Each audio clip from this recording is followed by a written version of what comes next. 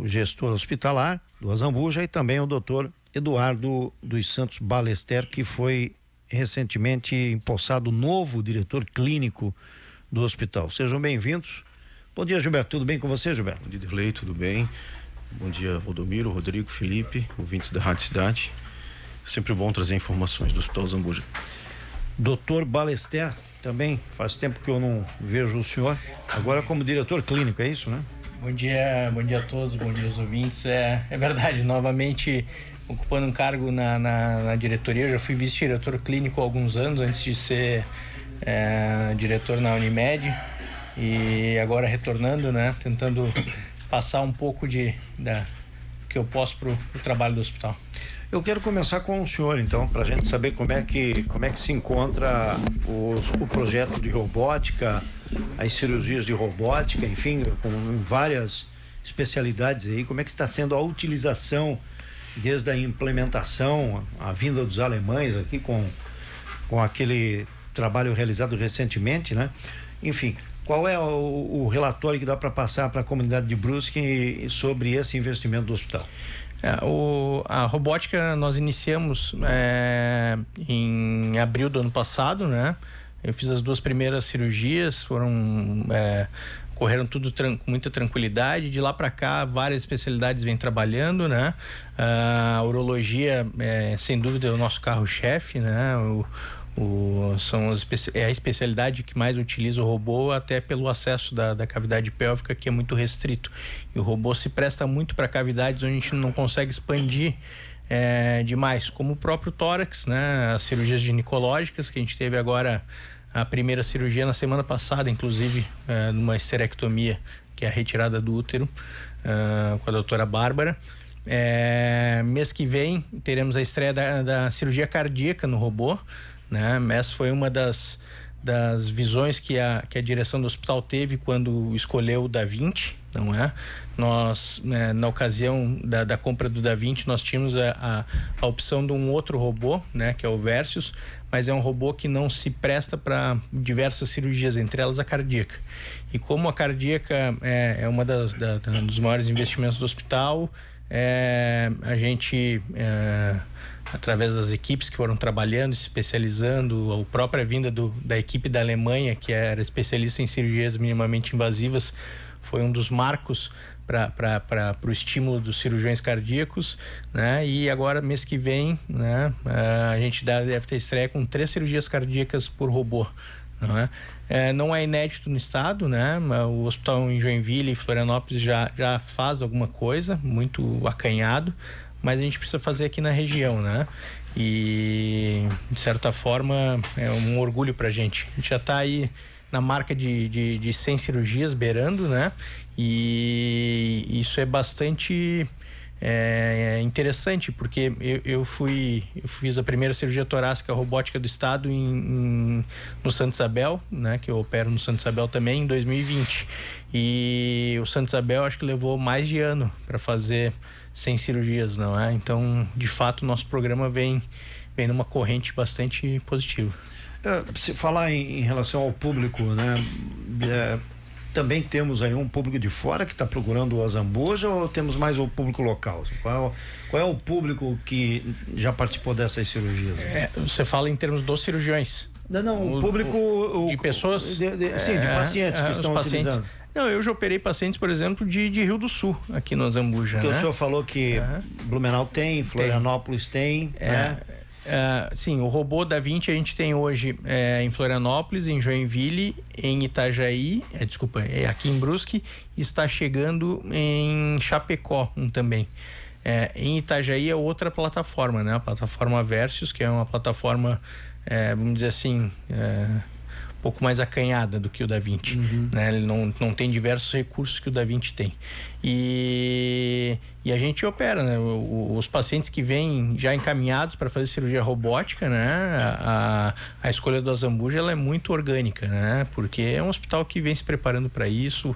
O programa, ele está muito bem estruturado, a equipe está muito bem treinada. Até na cirurgia ginecológica na semana passada, o próprio Proctor, que veio auxiliar a doutora Bárbara, né? Comentou a situação, né, do treinamento da equipe, então isso nos orgulha bastante. Agora, você falou a cirurgia cardíaca vai ser feita primeiro agora. Isso. Com o robô. O que você está imaginando para frente? O que você está pensando para médio e longo prazo agora para o hospital? Sem dúvida, a questão de você trazer agora para o robô também a cirurgia cardíaca, sem dúvida é uma evolução. Mas o que vocês estão enxergando de médio e longo prazo agora para ampliar, enfim, para modernizar, para ter um atendimento novo, alguma novidade no hospital? São diversas coisas, né? A própria vinda a estreia da Torre Nova é uma das coisas que a gente sempre fica falando, porque o aumento do espaço físico ele torna o ambiente sempre muito mais favorável para a gente, não é? Mas em termos de tecnologia médica, o doutor Eugênio, que é um entusiasta e sempre fica falando dessas situações, a gente fala muito do ECMO, né? Que é um oxigenador de membrana. Talvez os ouvintes, se vocês já tenham ouvido falar, é aquele que era utilizado na pandemia para casos de falência pulmonar, né? Ele é como se fosse uma hemodiálise para o pulmão, né? Esse é um dos sonhos nossos, né? Porque a gente conseguiria tirar pacientes muito graves e que não tem isso no estado, não é? Seríamos os pioneiros nesse programa, né? E enfim, tem também parcerias com o governo do estado em outras situações, não é? Não sei se eu posso falar, Gilberto, do que a gente está pleiteando no governo do estado, né? Mas é trazer a cirurgia robótica para o SUS, não é? Também é um programa pioneiro, né? Já tivemos reunião com o secretário, ele é bastante sensível nesse sentido, né? E isso porque a robótica ela é de fato muito superior em alguns pacientes muito frágeis, não é? A robótica ela ampliou a possibilidade de você operar pacientes acima dos 80 anos, assim, eu faço lobectomias, que é retirada de metade do pulmão no paciente de 87 anos, né? Isso era meio inviável, porque a cirurgia, mesmo por vídeo, ela tem um trauma cirúrgico que não era compatível, e o robô, ele torna esses pacientes viáveis pra gente, né? Então, é mais uma das coisas que o hospital tá se mexendo. Além da eficiência de rapidez, mas também tem o pós-operatório que tem, desde que a gente entrevistou aqui os médicos, o próprio Gilberto, tem sido colocado essa grande vantagem, uma delas, né? Do pós-operatório, de uma recuperação mais rápida. De todas essas especialidades, tem alguma que o tempo de recuperação, às vezes, ela diferencia de uma a outra? Ou seja, a pergunta é essa: existe diferenciação entre uma especialidade ou outra em relação à recuperação do paciente? Existe, porque tem procedimentos cirúrgicos que exigem uma cicatrização de tecidos que são independentes do método que você utiliza, não é? Mas uma coisa é você esperar o tecido se recuperar estando bem, né? E outra coisa é esperar o tecido se recuperar estando com muita dor, sem possibilidade de conseguir se levantar direito e assim por diante. O robô é uma coisa muito impressionante, assim, o paciente ele fica no dia seguinte da cirurgia dizendo: nossa, doutor, parece que eu nem fiz a cirurgia, tal, porque é muito diferente, né? O trauma cirúrgico, existe uma situação que a gente fala em cirurgia que é o trauma cirúrgico, né? Que é a exposição dos tecidos ao campo cirúrgico, mexer, botar uma estrutura para o lado e assim por diante.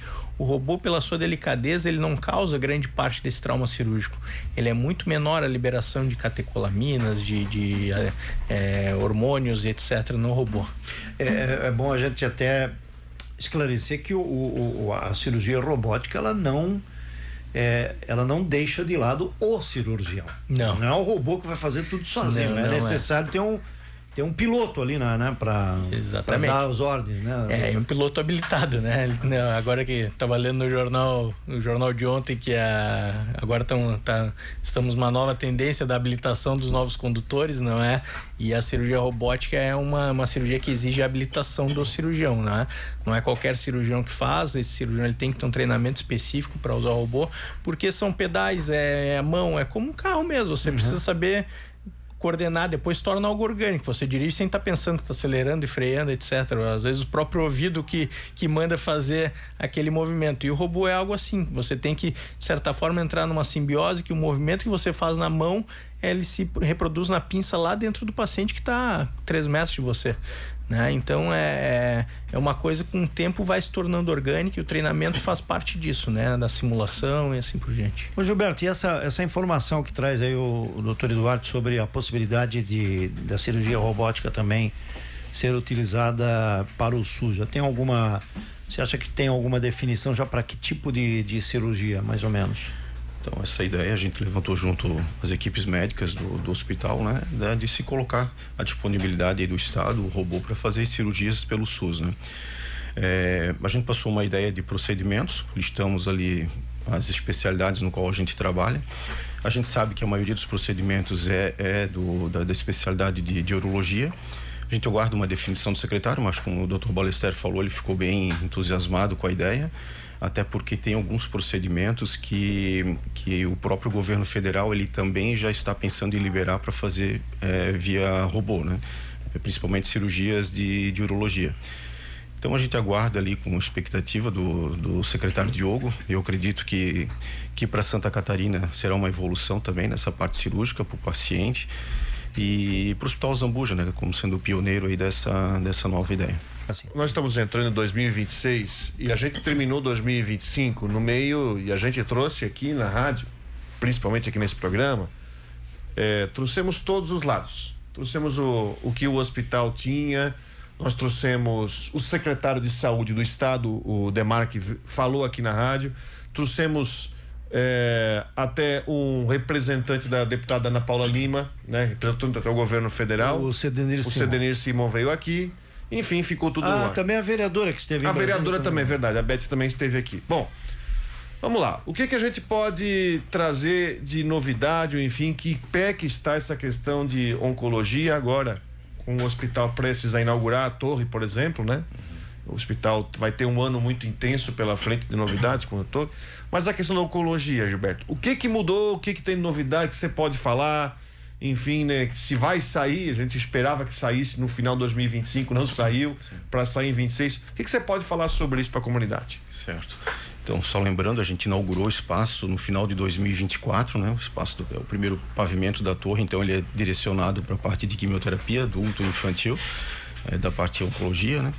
E ali com a presença do governador, de outras autoridades, então encaminhamos todo o processo de habilitação, né? Esse processo ele inicia aqui no município, junto ao Comusa, Secretaria de Saúde, vai para a regional, então foi passado todos os trâmites, passou via estadual, ficou naquela ali durante a metade do ano passado, aquela indefinição do estado, se seriam os 2 hospitais, se seria um hospital ou não, né? Então isso ocorreu até meados ali de novembro, quando o estado definiu que seriam os 2 hospitais de Brusque que vão ter o serviço de oncologia aqui na cidade, né? Tanto a Zambuja como imigrantes.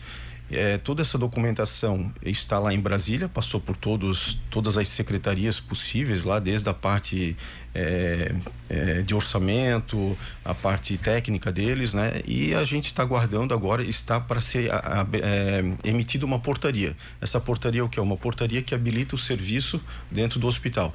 Então, tudo que era para ter sido feito, a parte documental, burocrática, já finalizou. Então, já não tem mais nada a ver com o município, nem nada a ver com o estado mais, e está lá no governo federal para emissão da portaria, no Ministério da Saúde. Foi prometido para a gente até final de 2025, ali como o Dirley citou, né? Mas não veio a portaria, né? Então a gente está aguardando aí, de repente agora até final de janeiro, até final dessa semana, né? Ou início de fevereiro, então a gente está nesse aguardo. Então está por um documento agora? Por um documento, um documento de habilitação. A gente sabe que depende de orçamento também do governo federal, não tenho certeza se abriu lá a parte orçamentária do governo já, né? Mas esse é um entrave, né? Então a emissão da portaria ela é condicionada ao orçamento do governo federal. Como é que o hospital está trabalhando? Não sei se o Gilberto responde, o doutor Eduardo, aí, essa questão da equipe que foi treinada, que já desde o ano passado vocês falaram aqui, né? Que está disponível lá, não é uma equipe itinerante, não é uma equipe que é buscada em algum lugar e trazida aí para trabalhar, não, é uma equipe contratada pelo hospital, treinada pelo hospital. Como é que vocês estão trabalhando esse pessoal? Porque me parece que é um grupo grande de pessoas, né, doutor? São farmacêuticos oncológicos, enfermeiros oncológicos, são todas pessoas especializadas na parte de oncologia, né? Por muito tempo eles trabalharam numa parte da realização de protocolos específicos para cada uma dos possíveis tipos de quimioterapia e assim por diante, não é? E de certa forma já finalizaram, porque o tempo já passou, não é? Mas eles continuam lá, né? O hospital continua bancando eles lá, esperando que essa portaria saia e o hospital esteja prontamente apto à realização desse atendimento à comunidade. Do ponto de vista da parte médica, né? A equipe de oncologia já está formada, né, dos oncologistas clínicos, não é? E da parte da cirurgia, né? Nós estamos fechando um grupo, né? Devo ter reunião semana que vem com eles para a gente organizar certinho os ambulatórios, toda essa parte do atendimento à população nas especialidades, por exemplo, mastologia, cirurgia torácica, cirurgia geral, cirurgia oncológica e por aí vai, né? Então... Eu queria voltar a falar com relação à estrutura, Gilberto, até a própria questão da oncologia, de toda a equipe, de todos os investimentos, o doutor Eduardo falando aí com relação à robótica, né?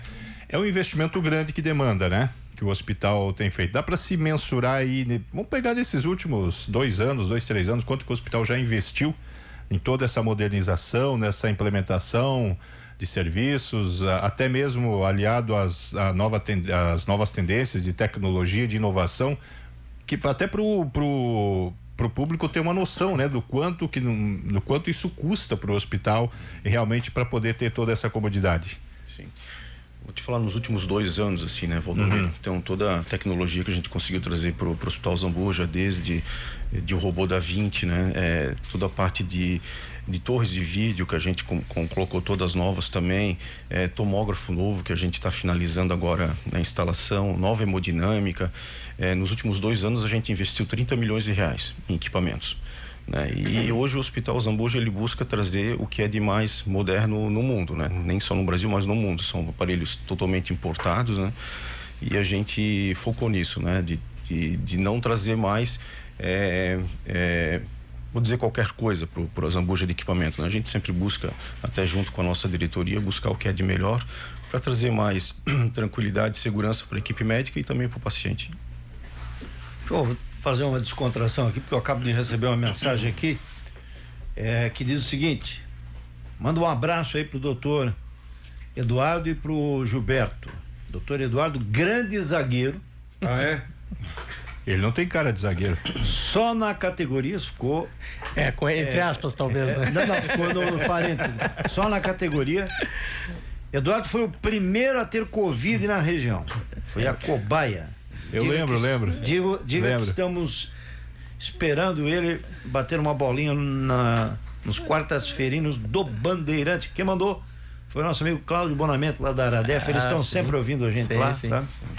O famoso Bona. Já tive meus tempos de jogador. Infelizmente, já na segunda cirurgia do joelho, hoje em dia tô só na aquisição de peso.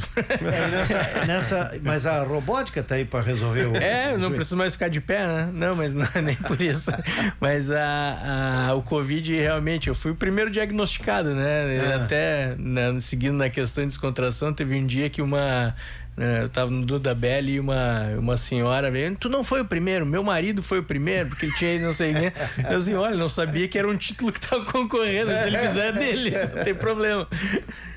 Que coisa, rapaz, olha só. Eu não sabia, sinceramente, eu não vou dormir. Sabia, sim, nós noticiamos aqui. Mas não me lembrava.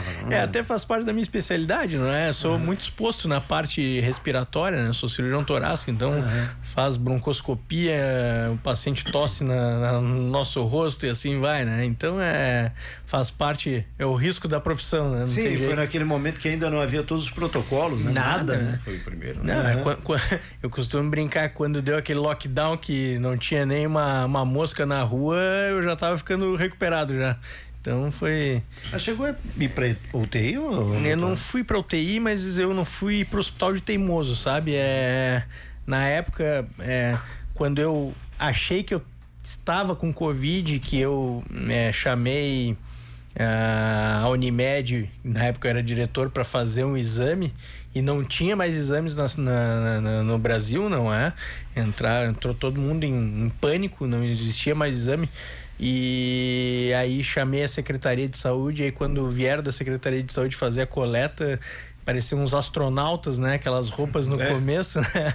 E mas é nada. Então aquilo lá meio que assustava a gente não tinha nem ideia do que ia enfrentar, né? E eu fui passando mal, tive uma perda de função renal, o normal da creatinina até 1,3, eu fiquei com 2,6 e eu cheguei a ficar com uma perda de urina, né? Perda de urina não sem urinar, né? E aí na época a doutora Daniela Alves era a coordenadora da Unimed, dessa parte médica, e ela, bastante insistente, foi lá em casa e correu lá uns 3, 4 litros de soro, que aí meu rim começou a bater palma de novo. Mas ali foi a virada, eu acho. A gente pode até fazer uma outra brincadeira sobre isso, mas 700 mil vidas se perderam no Brasil, muitas no mundo, né? Uma coisa muito triste. Mas eu tenho um caso que eu acho que eu já contei aqui, que eu fui o cara que mais peguei Covid em Brusque. Olha. E eu peguei dele, inclusive. Eu sou o cara, eu acho que eu fui o sujeito que, além da vacina natural da imunidade, eu me vacinei todas as vezes. Mas quando eu peguei, eu nunca me esqueço que foram levar comida no meu apartamento. Acho que eu já contei essa história aqui. O sujeito, Valdomiro, me senti um leproso. Apertou a campainha. Saiu correndo. Olhei, quando eu abri a porta, o cara saiu correndo. É sério, isso é fato, tá? Ali eu me senti, eu disse, não, eu vou morrer. É uma coisa assim que também foi bem no comecinho, ainda não havia muito protocolo, tal. Não, e assim, era uma coisa que a gente não tinha nem ideia do que ia acontecer, né? Meus filhos, por exemplo, receberam mensagens na época, meus filhos eram adolescentes ali no segundo grau do colégio, receberam mensagem de meus pêsames, etc, né? E de certa forma foi bastante chato, né? O fato da doença já era um pesar, né? Já era um pesar, né? E, claro, muita gente perdeu a vida, né? A gente se mobilizou, eu voltei a fazer plantão em UTI naquela ocasião, né? Porque precisava de gente para enfrentar e fazer plantão em UTI e assim por diante. E na mesma situação, né? No começo a gente usando aqueles trajes de astronauta para lidar com os pacientes, e no final da pandemia era até engraçado, era o pessoal com a máscara no queixo, né?